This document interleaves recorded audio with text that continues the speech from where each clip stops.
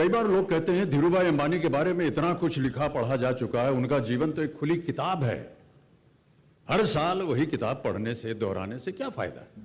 तो जवाब उसका ये है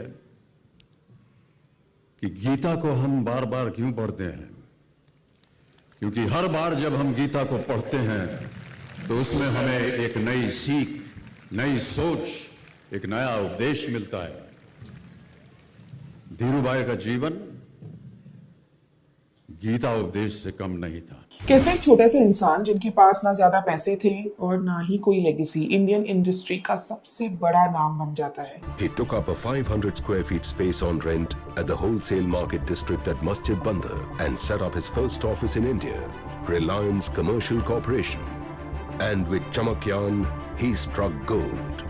Soon he progressed from yarn trading to textiles and set up his first textile mill at Naroda. With this, a brand was born, Vimal. He was all set to change his fortune and that of India. Welcome to the special episode of this series, which is Genius Business Strategies Explained. यहाँ हम India के सबसे बड़े visionary founder Dhirubhai Ambani की success के पीछे की strategy को समझेंगे। इस वीडियो में धीरूभाई अंबानी की एंटरप्रेन्योर जर्नी के 5 खास स्ट्रैटेजीज मैं डिस्कस करने वाली हूँ। धीरूभाई का सबसे पहली और सबसे खास स्ट्रैटेजी ये थी कि बड़ा सोचो और बहुत तेजी से एग्जीक्यूट करो। जब दूसरे छोटे छोटे प्रोजेक्ट्स पर फोकस कर रहे थे, उन्होंने पूरे इंडस्ट्रीज पर कब्जा करने का सोचा।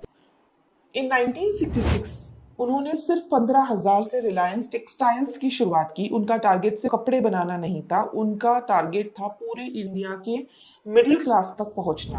उन्होंने अपनी मैन्युफैक्चरिंग कैपेसिटी को इतनी तेजी से बढ़ाया कि कोई भी कंपेटिटर उन्हें नहीं कैचअप कर पाया। उनका विजन था कि वो जिस भी मार्केट में एंटर करे उसके किंग बन जाए। धीरूभाई की दूसरी और सबसे पावरफुल स्ट्रैटेजी थी वर्टिकल इंटीग्रेशन। उनका मानना था कि कंट्रोल से ही प्रॉफिट और एफिशिएंसी आती है। वर्टिकल इंटीग्रेशन इज जब दूसरे ट्रेडर्स रॉ मटेरियल खरीद रहे थे, तब धीरूभाई ने खुद ही रॉ मटेरियल पॉलिस्टर यार्न बनाना शुरू कर दिया, फिर उससे कपड़े बनाए और उसके बाद उन्हें खुद ही रिटेल आउटलेट्स विमल से बेचा। इससे उन्हें पूरी सप्लाई चेन पर कंट्रोल मिल गया। वो अपने कंपेटिटर से सस्ता और बेहतर प्रोडक्ट्स दे पा रहे थे क्योंकि बीच में कोई मिडलमैन ही नहीं था।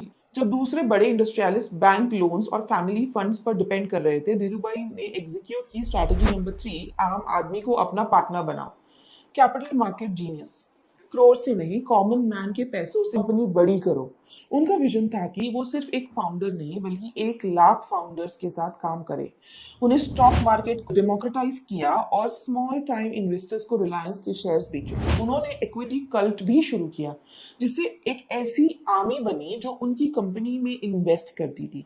इससे उन्हें फंडिंग की प्रॉब्लम कभी नहीं आई और उनकी कंपनी आम आदमी की कंपनी बन गई। धीरूभाई अंबानी सिर्फ एक बिजनेस टाइकून नहीं थे, वो एक पॉलिटिकल जीनियस भी थे। ये है स्ट्रैटेजी नंबर 4, पॉलिटिक्स और पॉलिसी को समझकर उसका फायदा उठाना।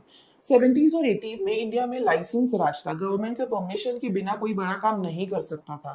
धीरूभाई ने इस सिस्टम को बहुत अच्छे से समझा। उन्होंने लॉ मेकर्स और ब्यूरोक्रेसी के साथ स्ट्रॉन्ग रिलेशनशिप्स बनाए। इससे वो लाइसेंस और अप्रूवल तेजी से ले पाते थे, जिससे उनके प्रोजेक्ट्स का एग्जीक्यूशन स्पीड कंपेटिटर्स से कई गुना ज्यादा थी। जब धीरूभाई ने एक नए मार्केट में एंटर किया तो आराम से नहीं आते थे। उन्होंने एग्जीक्यूशन की स्ट्रैटेजी नंबर 5 बनाई, जो प्राइस वॉर शुरू करके कंपटीशन को खत्म करना, जो जियो ने भी किया बहुत सालों बाद। प्राइस वॉर, इतना सस्ता बेचो कि कंपेटिटर के लिए मार्केट में जगह ना रहे। जियो इसके सबसे बड़ा एग्जाम्पल है।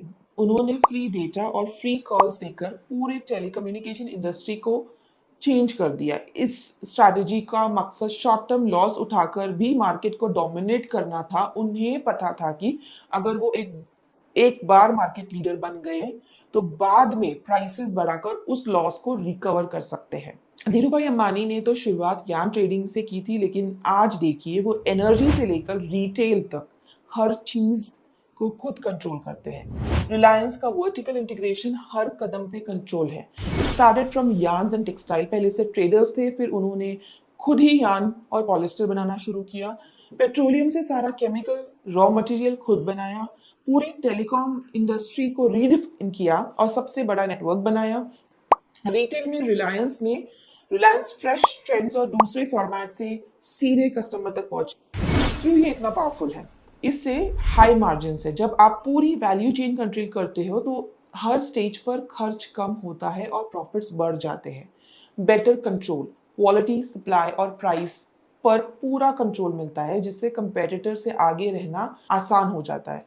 एंड मार्केट डोमिनेंस, ये स्ट्रैटेजी उन्हें इतनी पावरफुल बनाती है कि उन्हें मार्केट में चैलेंज करना ऑलमोस्ट इम्पॉसिबल है। सो बड़ा सोचो, तेजी से एग्जीक्यूट करो, वर्टिकल इंटीग्रेशन और हर कदम पर कंट्रोल पाओ, आम आदमी को अपना पार्टनर बनाओ, पॉलिटिक्स एंड पॉलिसीज को समझ कर चलो, प्राइस वॉर से कंपटीशन को हराओ। I hope this video was worth watching. जितना मुझे मजा रिसर्च करने में और शूट करने में आया, आई होप उतना ही मजा आपको ये वीडियो से नॉलेज गेन करने में आया है।